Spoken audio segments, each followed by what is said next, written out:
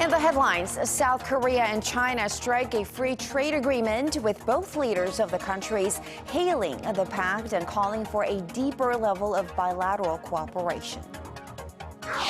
The leaders of China and Japan hold their first face-to-face talks on the sidelines of the APEC summit on this Monday. Tokyo calls the meeting a first step towards improving bilateral ties, while Beijing calls on Tokyo to do more to mend trust with its neighboring countries. And we analyze what's behind North Korea's decision to release 2 American detainees over the weekend.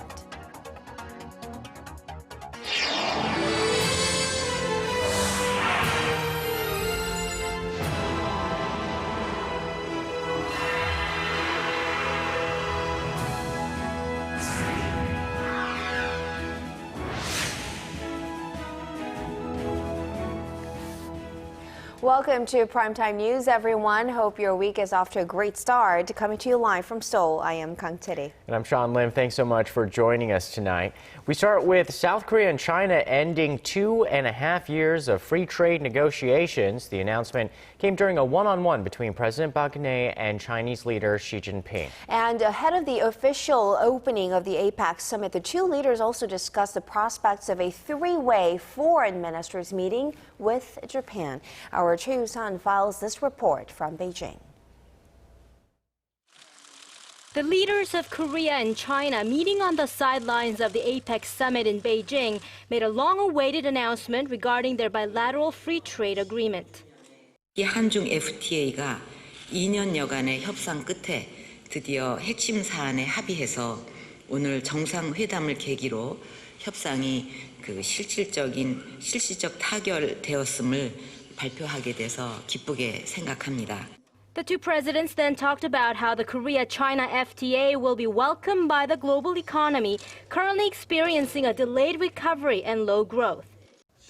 I hope that the two sides will keep pushing for continuous and in-depth development in bilateral exchanges and cooperation. Seoul and Beijing say they will remove tariffs on more than 90% of previously agreed products over the next 20 years. And rice, a super sensitive product for Korean farmers, has been excluded altogether. Korea's presidential office says compared to all the bilateral FTAs it has with other countries, this one contains fewer agricultural products subject to tariff removal. With its 13th bilateral FTA, Korea has secured free trade with the world's major economies such as the US, the EU, ASEAN, and China, further bolstering its global trade network. Shifting gears to regional security, Presidents Park and Xi agreed that they should look into a tripartite foreign ministers meeting with Japan before the year's end. Historical and territorial differences in Northeast Asia have soured ties and at times caused tensions. On North Korea, Beijing said it clearly opposes Pyongyang's nuclear development program and that it abides by UN Security Council resolutions against the regime. The two presidents then expressed the need to see creative and diverse ways to bring North Korea back to the six-nation denuclearization talks. Chery, Arirang News, Beijing. And the latest free trade agreement is expected to give the Korean economy a very strong boost with greater access to the Chinese market. Our Song Ji-sun delves deeper into the details on this bilateral trade pact between Seoul and Beijing. Korea has become the first country among the world's top 10 trading nations to seal free trade deals with the US, the European Union, and now China. China is Korea's biggest trading partner, accounting for 1/5 of total trade volume, and research institutes suggest Korea's GDP will expand by 1 to 2% after the free trade deal goes into effect. Korean businesses would also enjoy tariff reductions of an estimated $5.4 billion a year.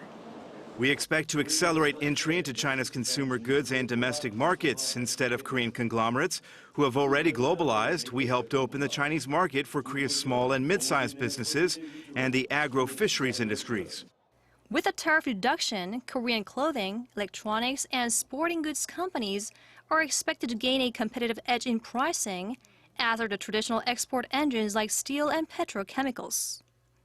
Following the agreement, Seoul aims to boost its bilateral trade volume between the two countries to $300 billion next year, helping to eventually achieve a government goal of topping GDP per capita of $30,000.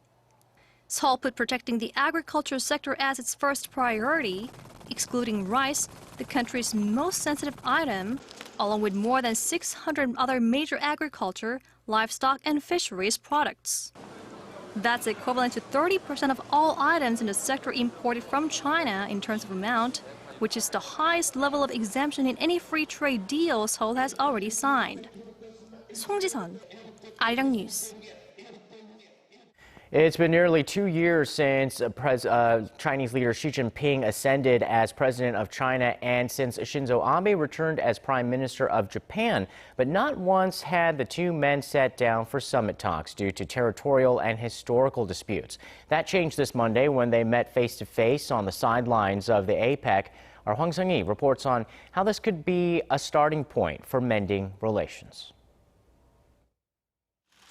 Breaching normal protocol, Japanese Prime Minister Shinzo Abe was the one to greet the stony-faced Chinese President Xi Jinping as he made his way in for their ice-breaking chat on Monday. The 30-minute meeting held on the sidelines of the APEC summit in Beijing came at the request of Japan and was their first face-to-face talk since both leaders took power in late 2012. Differences over issues dating back to wartime and competing claims to a group of islets in the East China Sea have kept the two sides apart.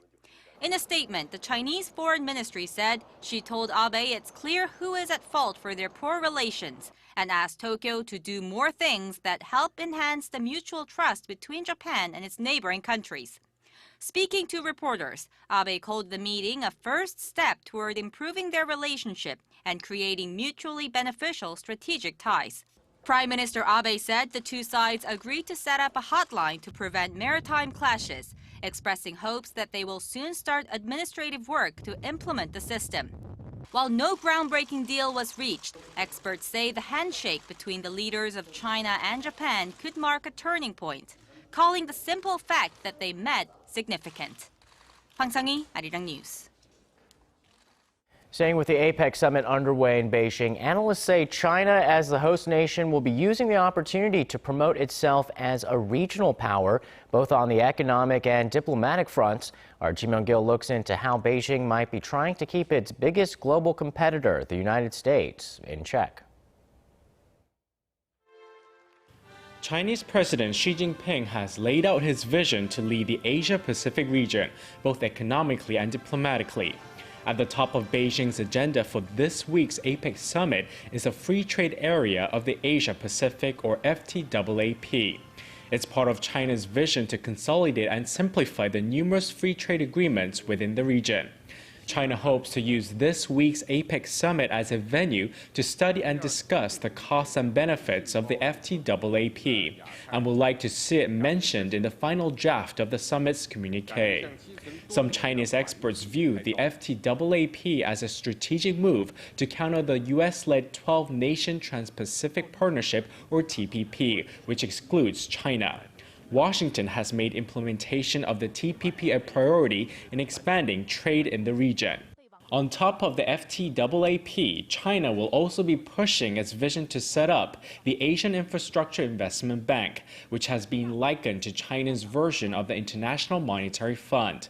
The AIIB, to be established by the end of next year, will help finance infrastructure development in the Asia-Pacific region, with an authorized capital of $100 billion.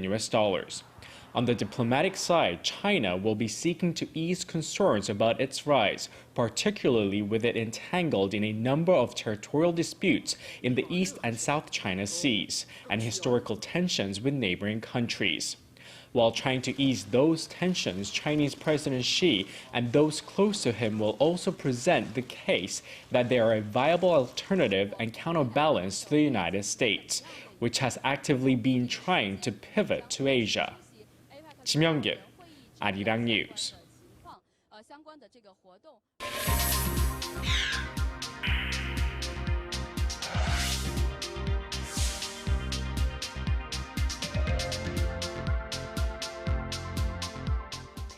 Following North Korea's sudden release of 2 American detainees over the weekend are the questions of why and what kind of implications it might have on U.S.-North Korea relations. Our Connie Kim spoke to experts in Seoul for their thoughts about Pyongyang's true intentions. North Korea's surprise release of 2 American detainees is raising questions about Pyongyang's intentions. Some experts believe North Korean leader Kim Jong-un made the move over concerns he and others in his regime will be referred to The Hague for human rights violations. North Korea is obviously pretty worried about the United Nations referring it to the International Criminal Court. That would be a big loss of faith for the regime in front of its citizens. Analysts say Pyongyang's move is also an attempt to make Beijing nervous. Under Kim Jong-un's rule, China-North Korea relations have been frosty. If Pyongyang and Washington start talking, it will pressure Beijing to hold high-level talks with North Korea.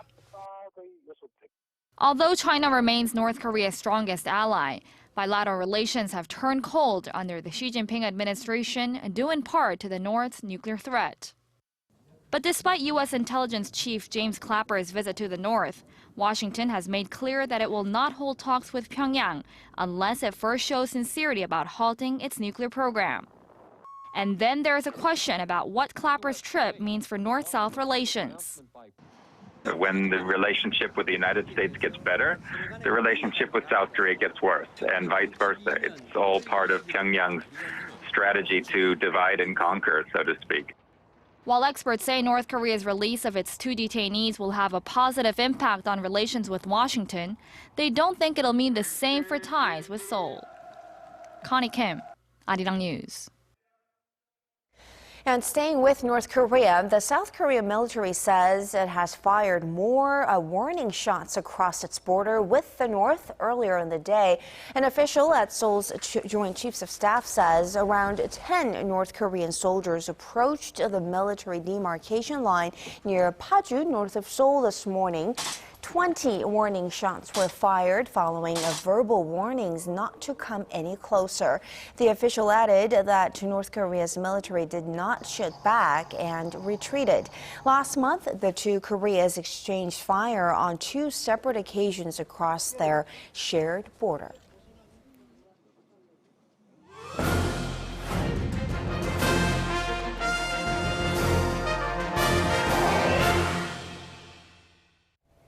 Steel is one of Korea's major export items, with outbound shipments accounting for a hefty portion of the country's GDP. But the nation's leading steelmaker, Posco, is losing ground in the global market. On this week's Industry Insight, our Geun-hye tells us how the company is responding. In the late 90s, Posco was the #1 company in the global steel market in terms of productivity. But that was a long time ago. Today, it's the world's 6th largest steel maker, with Chinese mills quickly making up ground, or in some cases, even moving past Posco. Is it a sign of things to come? Take a look. China's steel exports are going strong, hitting a record high in September. This has a lot to do with Chinese steelmakers looking to the global market with a slowdown in the domestic economy, but their low prices are also enticing global clients. This is bad news for Korea's largest steelmaker, Posco. Chinese competitors are starting to export to markets that Posco does, which means more competition and slumping steel prices. China's rise and oversupply of steel products stemming from the slow world economy are hurting Posco's numbers. Posco is trying to cut costs, offloading its non-steel businesses, but analysts say this cannot be a cure-all for Posco. The answer lies in building its market leadership. Aggressive marketing can do the job. Posco should expand its global marketing network and strategic alliances with its customers while innovating its products together. Posco is calling the innovation strategy solution marketing. The company has vowed to work with its customers from the early stage of product development so that its new steel products cater specifically to their needs. Earlier this year, Posco came up with stronger but lighter steel products such as hot press forming steel and magnesium panels to be used in French automaker Renault's new hybrid car after years of joint R&D. And with its years of experience as an industry leader, Posco is still looking ahead, searching for new growth engines in basic materials and the clean energy sector, where it expects to find its next cash cow. Geun-hye, Arirang News. With more and more people using social networking websites, companies now have many more options for advertising. It's no longer limited to television or newspaper ads. YouTube marketing is where it's at. Our Kim Min-ji reports on why this method could be more effective and engaging. Viral frenzy. Korea's distribution industry is taking its marketing campaigns online, and they're getting funnier and more sensational. This video featuring a fashion brand's fall and winter collection got 1.9 million views in just the first 2 weeks after going on YouTube. YouTube marketing allows us to better deliver the story and concept of our brand. We can also check out instantly who is interested in our products, and the popularity of the ad leads to increased sales. Paldo, a local food and beverage company, saw sales of its traditional rice drink Sikhae jump 35% after the release of an online ad, which it says allowed them to reach a larger consumer base. In some cases, it's not just about sales and numbers. This campaign of an online shopping mall, for one, looks to rebuild its image with a thank you message to postal workers. Some people have a negative view about shopping advertisements, saying that it promotes spending. However, we actually see it as a way of linking people. We wanted to show our philosophy through the ad. YouTube and other popular internet sites have become a favored marketing tool among companies. Unlike conventional TV ads, online advertisements are relatively cheap, can offer context, a sense of immediacy, and personalization all at once. Industry watchers say although it costs less to produce these advertisements, the positive effects can be greater as the company gets its message out to a wider audience, especially if it goes viral. And the craze has boosted growth in the online ad market, particularly the mobile sector. Last year, the mobile advertisement market was valued at nearly $400 million, more than a five-fold increase from 2011. That makes up about 4% of the total domestic ad market. And with the exponential growth in the use of smart mobile devices, watchers say it's a market that is sure to get bigger. Kim Min-ji, Arirang News.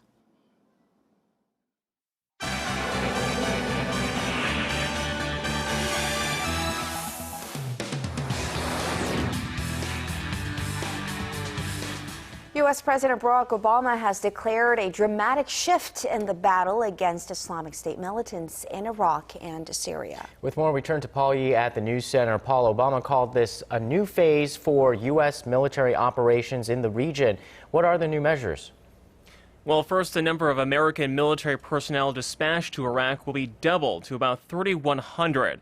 The president described this transition as being more offensive than defensive nature, stressing the need for Iraqi security forces to push back against the Islamic State threat. Our Connie Lee has the details. U.S. President Barack Obama is calling it a new phase in the fight against Islamic State. In an interview with CBS News, the president said the decision to send 1,500 more U.S. troops into Iraq, or nearly double the current number, shows the U.S. is in a position to start going on some offense, rather than just trying to halt the momentum of the Islamic State, or IS. President Obama reiterated that the troops will not be engaged in combat operations, but provide additional training for Iraqi soldiers and militia fighters on the ground. It may be helping. Recent video from Iraq's defense ministry shows its army recapturing 3 villages from IS militants west of Baghdad. Troops of the 17th Infantry Division, 60th Brigade, backed by air support from Army Aviation, destroyed hideouts of Daesh in Al Refuge area. You have seen the bodies, and victory was achieved. Meanwhile, U.S. officials have not yet confirmed reports that the leader of IS, Abu Bakr Baghdadi, was injured during an airstrike on Friday that hit a gathering of militant leaders in the northern Iraqi town of Mosul. with IS militants already having seized large areas in Iraq and Syria. President Obama is asking Congress for $5.6 billion for operations to stop their progress. Connie Lee, Arirang News. And shifting to the International Space Station, an expedition crew has safely returned home after completing a 6-month-long mission in orbit.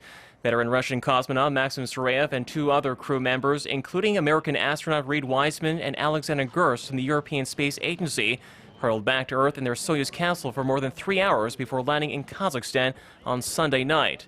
The mission marks the end of one of the most eventful periods aboard the space laboratory, following the explosion of the Orbital Sciences cargo rocket last week. The $100 billion space station is scheduled to receive its new crew later this month as it continues its partnership across 15 nations. And finally, turning to Japan, business for funerals, graves, and anything related to the afterlife is booming as one of the country's oldest industries is undergoing a revival. This latest trend hitting Japan is growing as more and more companies are catering to the exploding number of seniors. For the past 13 years, the industry has more than doubled and is now worth over $5 billion. The country's biggest shopping chains are also getting in on the action, selling coffins and will writing services. Japan's population is expected to shrink by nearly 30% over the next half-century, positioning a bright future for this age-old market. And that wraps up our look at international stories for now. I'll see you back here next week.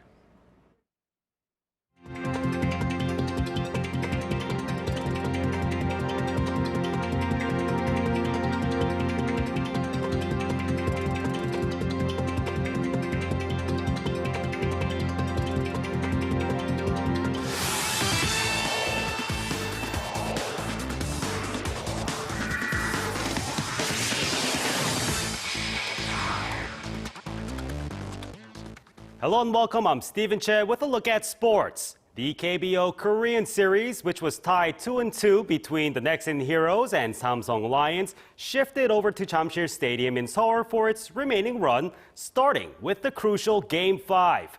Henry Sosa, who picked up the loss for Game 2, got the call for Nexen.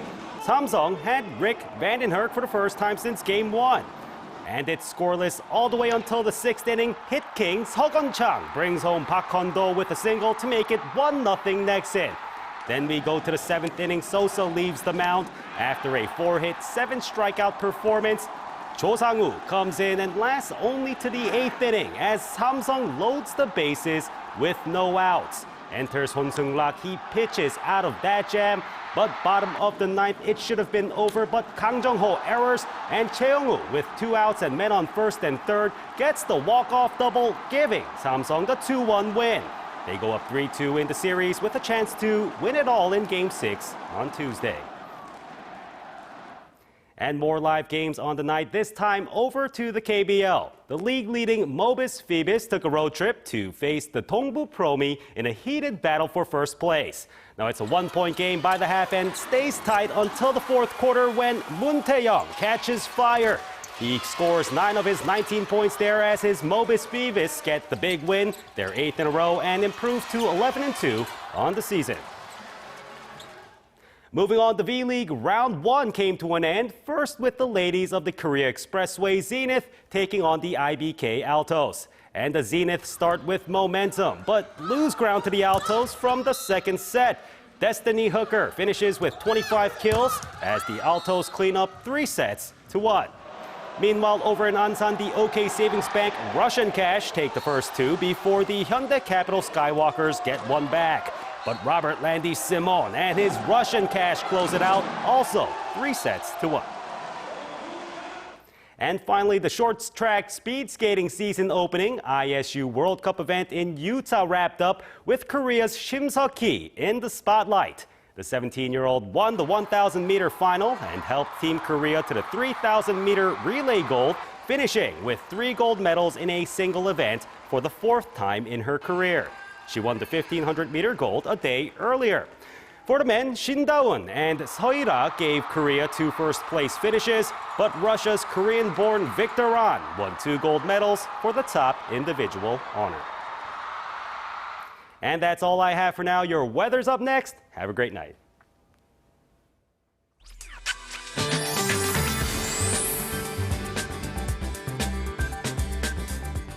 Hello, I'm Kim Bo-kyung with the latest weather forecast.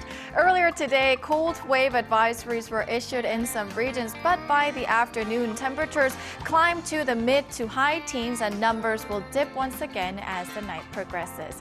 Currently, we are under mostly clear skies due to a high pressure front from China, and as for tomorrow, conditions will remain brisk and chilly throughout the day, but there is a chance of light showers for parts of Gyeonggi-do province.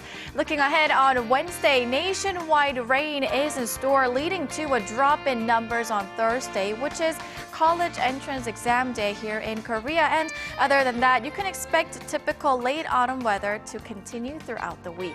On to the readings. Seoul and Gwangju hit 15, Daegu makes it to 18. As for other regions, Daejeon reaches 15, Jeju and Dokdo 16. Those are the updates we're following at this hour. I'll be back with more after midnight. Thanks, Bo-kyung. And that's Primetime News for this Monday. I'm Kang Chery. Thanks for watching. And I'm Sean Lim. We'll see you soon. Have a great night.